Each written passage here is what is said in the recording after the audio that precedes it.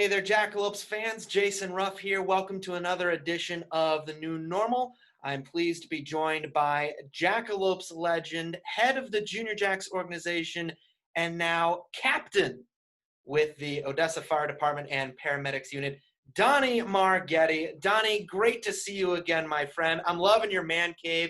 And of course, congratulations on your recent promotion to captain. Thanks, Jason. I appreciate it, buddy. It's good to see your face again. That's good to see yours as well. Starting off briefly with you, now that you are a captain, how is your job different now than it was before you got your promotion in rank?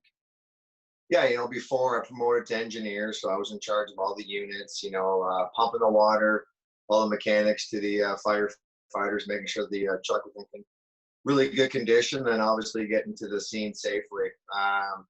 I decided to try out for promotion, to be captain. So now I have my own crew now. So now I'm in charge of a crew of 6 at Fire Station 3, and when we get the calls, we go serve our community. So really excited for the new opportunity, and had my first shift there last week with my new crew, and go back on shift tomorrow.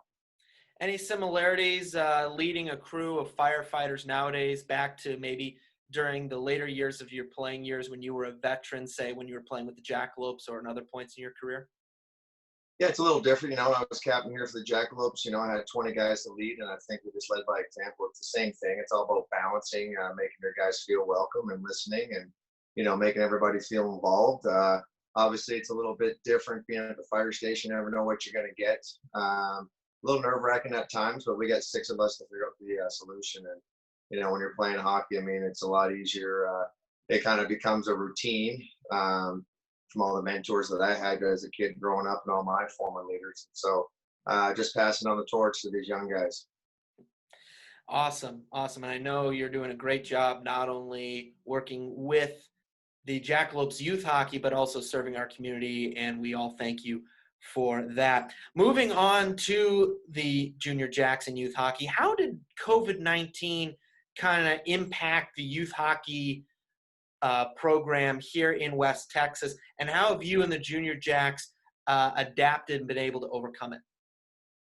Well, the good thing was, our season was just about to be over. So, when all this struck, that we had 2 weeks left in our youth hockey season, though the Coliseum had ice, and, we were hemming and hawing about continuing our final 2 weeks of youth hockey.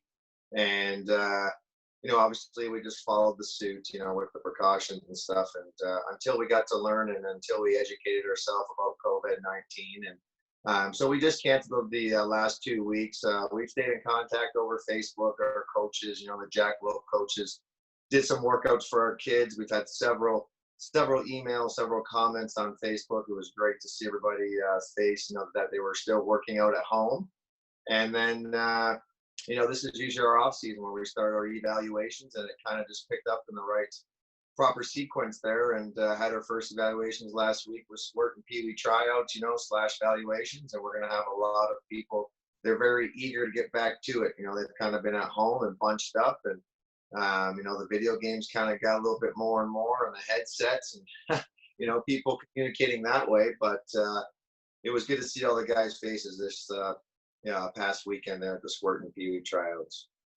Certainly, you have to imagine that a lot of kids will want to get out and get active after spending so much time cooped up and in either self-isolation or quarantine, just trying to keep themselves safe. How important do you think is the resumption of youth hockey going to be towards giving those individuals a chance to really kind of stretch out a little bit, if you will, both mentally and physically? Yeah, I think it affected a lot of people mentally, different opinions on different situations.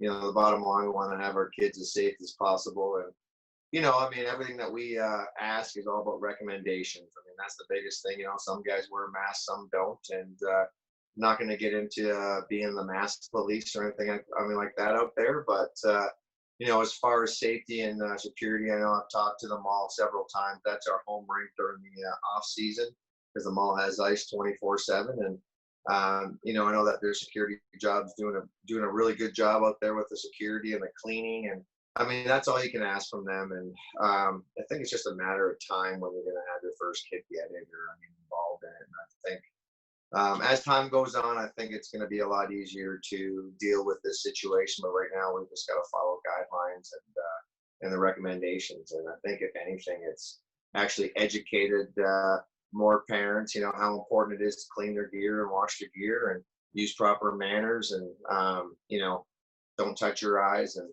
obviously, if you're sick, the biggest thing right now is to stay at home. And that's what we've been asking all our families. So, I think we're excited about it. We got a really, really good program here. We're starting to grow tremendously. A lot of great former Jackalopes helping out with the program, and now teaming up with Amarillo as well with our youth hockey top teams. They got a really good staff over there as well with Eric and Austin and Jason Chafe and stuff. And so we're really excited for it. Starting to kick off right now. Jerseys getting ordered, and skills and drills on Monday night. So we're definitely staying busy. You touched on it real briefly, but what kind of precautions are being taken by the Junior Jacks in order to help keep the kids and the parents and the coaches safe and healthy so that everyone can enjoy the great game of hockey? Well, USA Hockey has their guidelines on USA Hockey websites.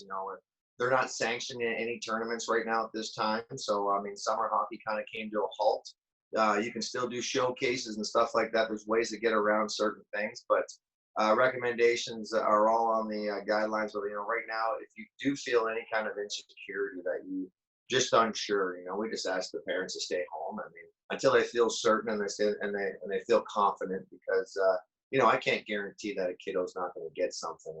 I don't know where they've been or what they're doing. It's like any virus. It's nature, right?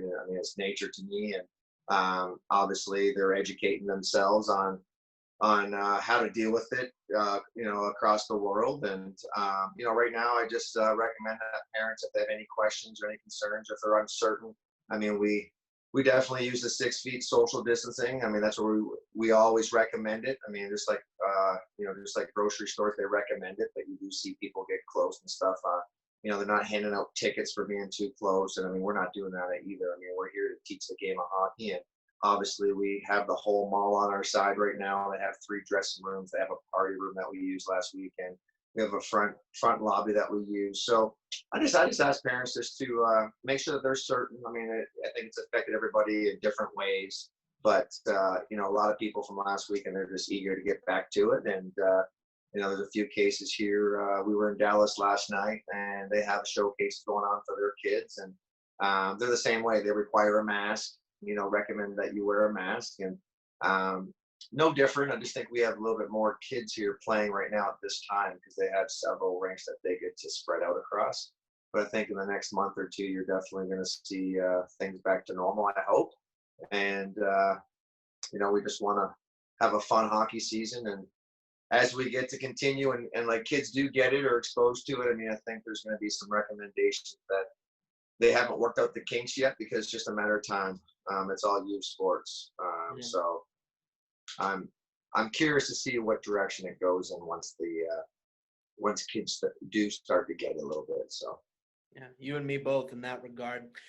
Tell us a little bit about the miniature gym that you put together in your garage that I've seen so often on social media over the past couple of months. Tell us a little bit about that. How did that come about?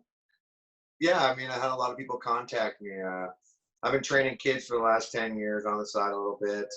Obviously my kids are at the age right now, being a Pee-wees this year, that I think dry land training is very important. The off season is to build strength and conditioning. It's not to skate every day. It's to get stronger, to get bigger, work on the little things of hockey, just like soccer and baseball or any other sport here in the area. We just like to offer. There's a lot of kids that don't want to do any, they don't do other sports, or they just want to stay in shape, or the parents are really busy at home with work and they want a chance to, just to be able to drop them off. So I do a couple groups a week, groups of usually 6 to 8 kids. We do station work. Most of it is obviously 6 feet apart, but there's times when we're not, 6 feet apart as far as like the sprints and the runs. But we just challenge our athletes to get better. That's what it's all about. To give them every opportunity to be better, and just to push our athletes, get them out of their comfort zone. And we do about an hour and 10-minute workout, 3 times a week. We got all different ages that have been coming here. So, my neighbors, it's really funny. They bought some freeze pops for the kids because they work so hard out there. And there's times when there's like 13 cars in like front of my house, like I'm having a party or something. But it's just easier. I've always had a passion to teach kids, and I think it's definitely helped a lot of our kids get back in shape. And Donnie, I've always said, and we've talked back in conversations in the past, how it's really special in our game and in youth sports in general, but especially in our game, how you can always find those individuals that are more than willing to pay it forward just because of the love of the game, of the sport, of teaching these kids, and the fact of paying it forward. You are certainly one of those individuals. How did you think that that this kind of workout regimen and this, I don't want to necessarily call it a service you're providing, but how did this whole thing of helping these kids work out in the off season help them during the COVID situation?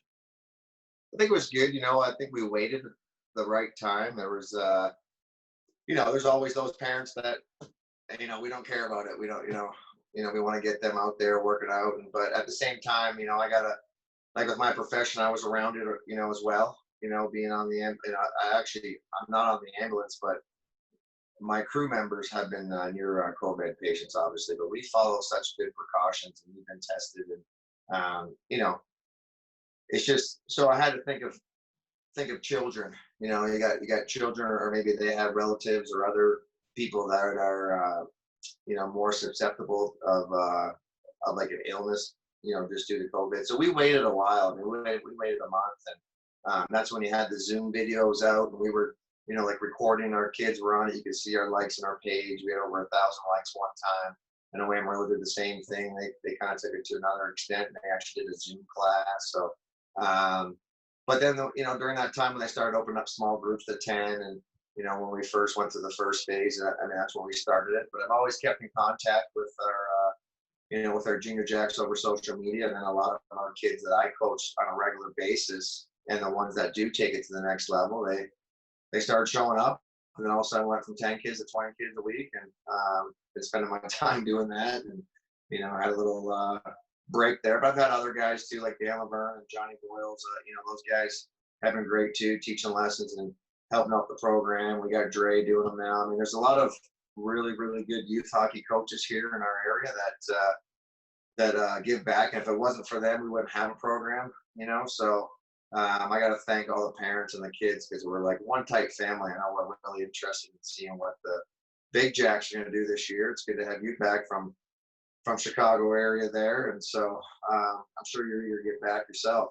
Oh yeah, definitely. I'm eager to get hockey season underway. But moving back to the Junior Jacks, I'm curious. You mentioned them a little bit. What is the next item issue on your calendar for this off season for the Junior Jacks? Yeah, so what we do is right now, last week we did the Squirt Pee-wee evaluations.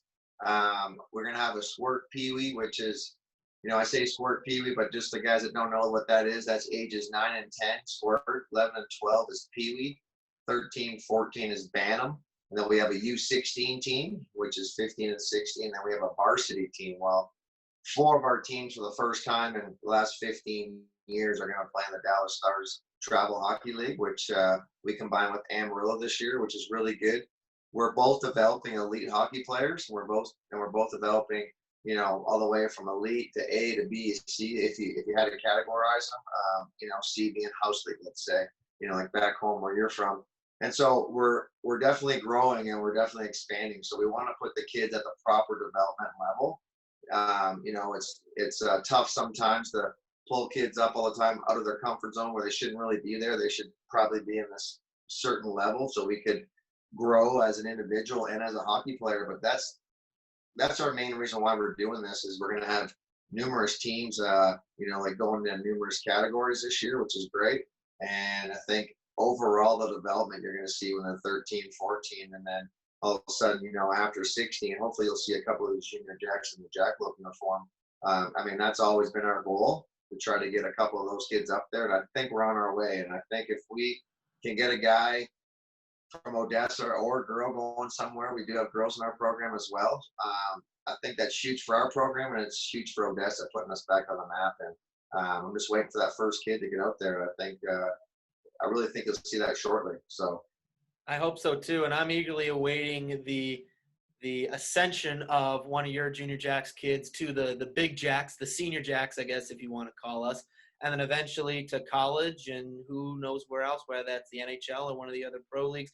I agree with you. I think that that is inevitable. It's going to come. But in the meantime, clearly the junior jacks having grown leaps and bounds, so many great teams helping so many young people experience and love the game of hockey.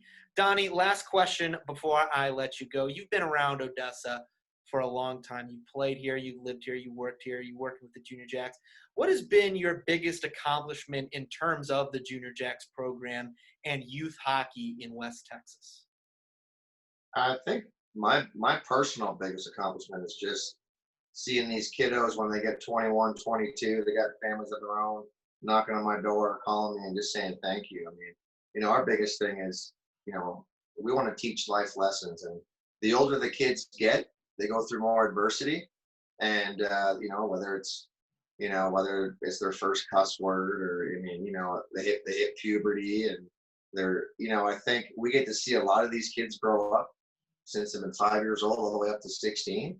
And, you get some parents, man, that kid's a bad kid. He's not really a bad kid. He's just having a little bit of maybe a little bit of an issue or something that most teenagers have. And, we don't give up on kids. There's been certain situations where we give kids, 3 strikes or, like 9 legs, you want to say. Very rarely. I mean, that's might have happened maybe 2 or 3%. I mean, maybe 2 or 3 kids in the past 12 years since I've been here. And I mean, like, we don't want to force anybody to play hockey, of course, but we got very good leadership here. Former players, guys that left home at 16, guys that have been on their own since they've been 16, moving away from home. That I think each year we learn as coaches and we learn as hockey directors. There's a lot of hockey directors that I reach out to and talk to. And, now being on here for 12 years now, like running the program, I can pretty much tell you what each age group's going to go through. Like the mites, their parents aren't really educated yet. They want to learn more about hockey. Why are we doing this? And then you got your mites moving your sport hockey full ice. They're going to complain about the ice time a little bit because, like little Johnny this is his first year playing full ice, know what to expect, the power play, the penalty kill.